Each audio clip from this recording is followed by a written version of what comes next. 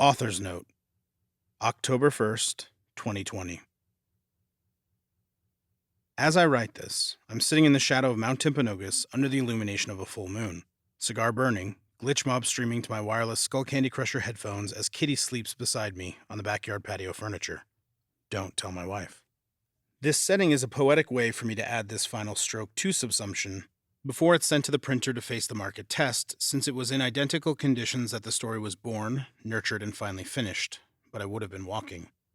If you've made it this far, I expect that the story of the story interests you, so I'll briefly explain why I wrote this novel, where the idea for Subsumption came from, my tumultuous decade-long writing journey, and my plans for the rest of the series.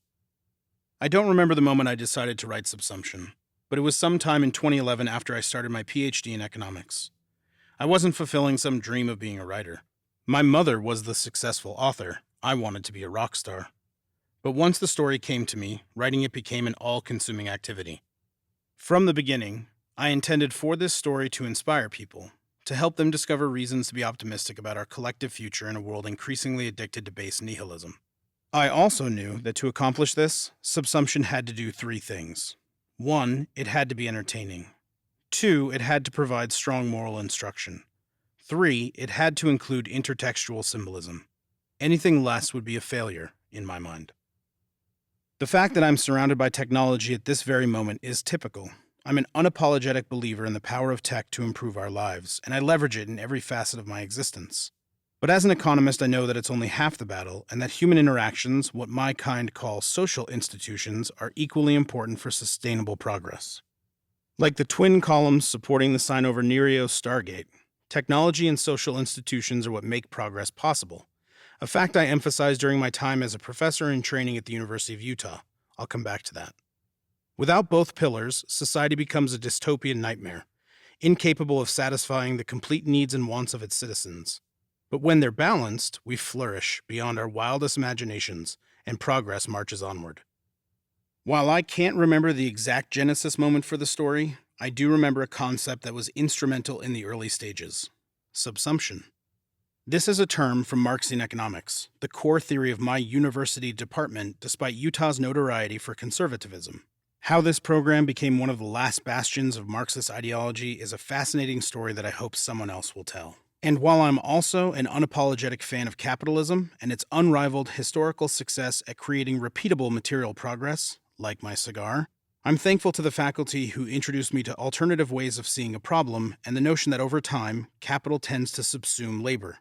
It was this kernel that got me thinking about Marcus and the lab. Having been both an employee and a bourgeois pig owner, I believe the academic Marxians are wrong on almost all accounts about how the world and markets actually operate.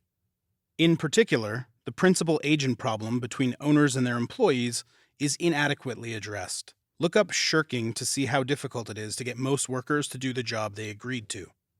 My challenge is supported by the empirical evidence of behavioral economists who've repeatedly demonstrated what any parent already knows. Humans change their behavior in dramatic ways when they know they're being watched. This observation is also why the early utilitarian economists proposed solutions like the panopticon as a way to stop criminals from scheming. It was while working through these issues with my beloved students, especially those in my Econ 5470 class, that I realized the solution. The only way to truly understand human nature is when the person doesn't know they're being watched. At the time, I was also teaching a slew of research and data courses with the real-life Brad, who is exactly like his character. And it was from the overlap between these ideas that I developed the concept of subsumption as a way for the Federation to fully assess the human form. This was, and I think still is, the core philosophical problem explored in the Subsumption series. Once this idea was in place, everything else easily followed. But subsumption, research, data, and Brad weren't the only inspiration I pulled from my time at the University of Utah. My PhD cohort provided the model for the group of the same name in Project Noble, and I borrowed heavily from their identities for characters. Similarly, secondary and tertiary characters, some are set to become primary characters in the series, are based on students from the classes I taught.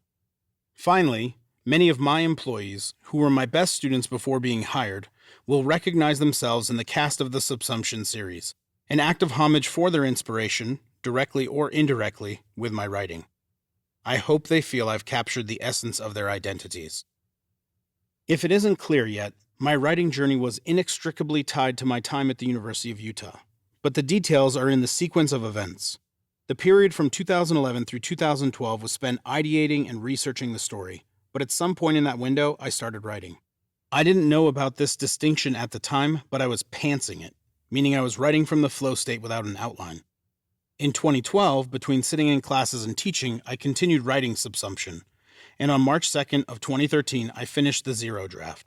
I remember this date because a fortune cookie had predicted it'd be an important day. I found a pair of Facebook posts from that period confirming my memory. Then, the book sat untouched for 5 years.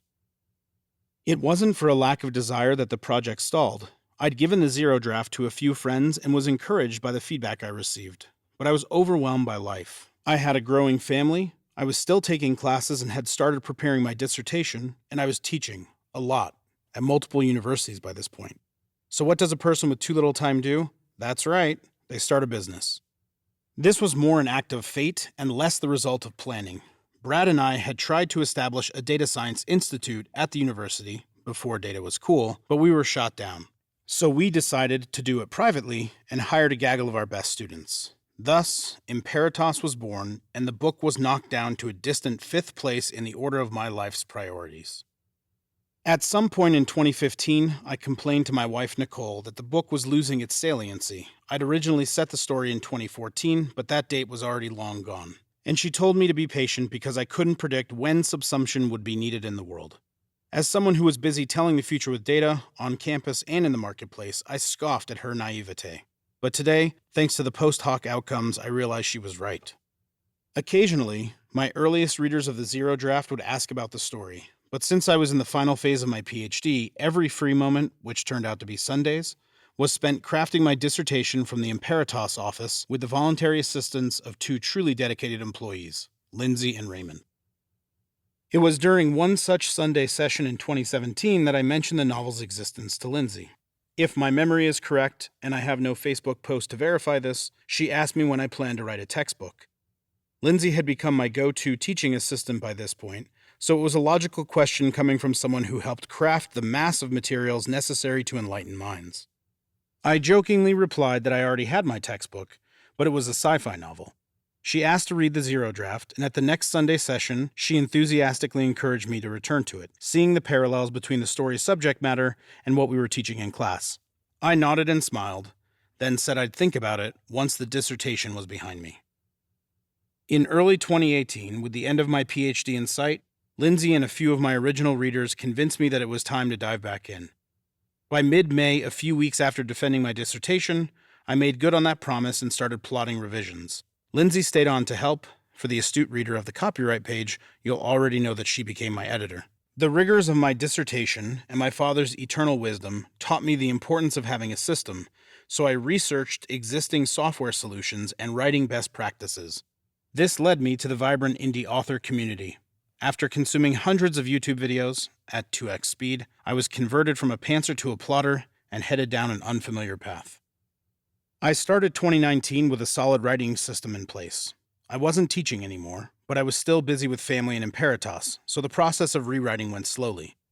Subsumption steadily grew from the 75,000 words of the zero draft to 125,000 words by the end of the year, which included new and important characters, a large number of which came from the final class I taught in the fall of 2017.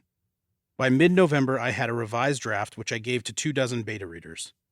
Again, the feedback was encouraging, but the story wasn't ready for the wider world yet.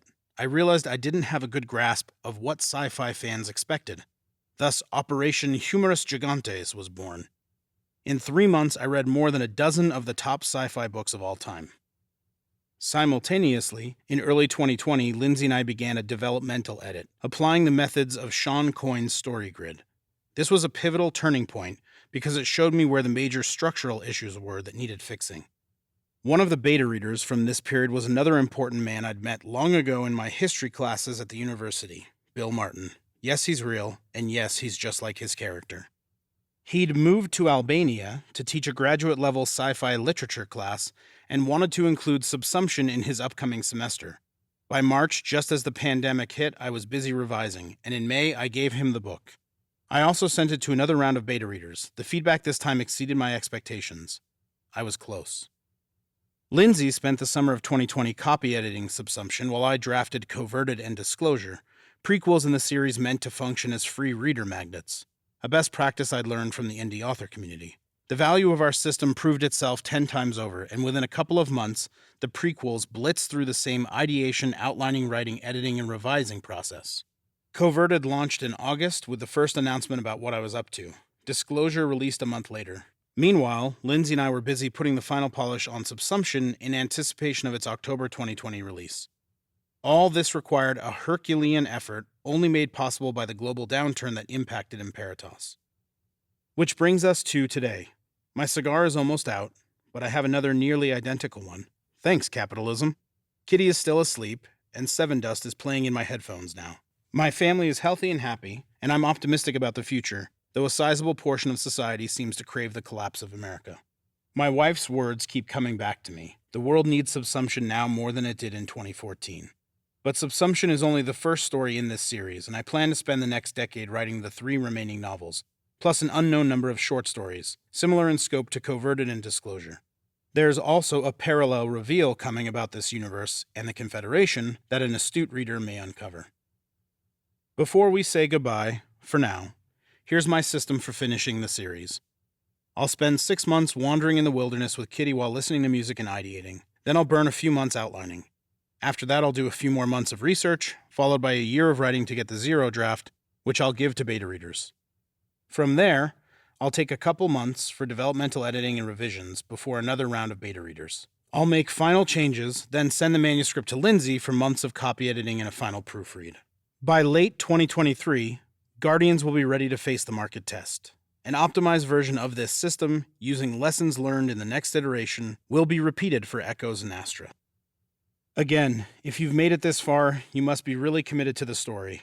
I'm so thankful to have you along for the ride as a reader. While I may not release stories as fast as some would like, Bill, keep taking your vitamins, know that I'm committed to the 3 original goals of this story. In the meantime, I hope you'll read Coverted and Disclosure, if you haven't already, and follow my progress by joining my mailing list on my website, lucianopesci.com. There you'll find blog content about Subsumption to keep you temporarily satiated, along with updates on the status by stage of my system. If you're interested in becoming one of my beta readers as I work on Guardians, Echoes, and Astra, just drop me a line or connect with me on social media. Till Hecate arrives, Luciano. P.S. It'd be very helpful to the wider sci-fi reader community and me if you left an honest review about Subsumption. You can do that here. links.lucianopesci.com/review Subsumption.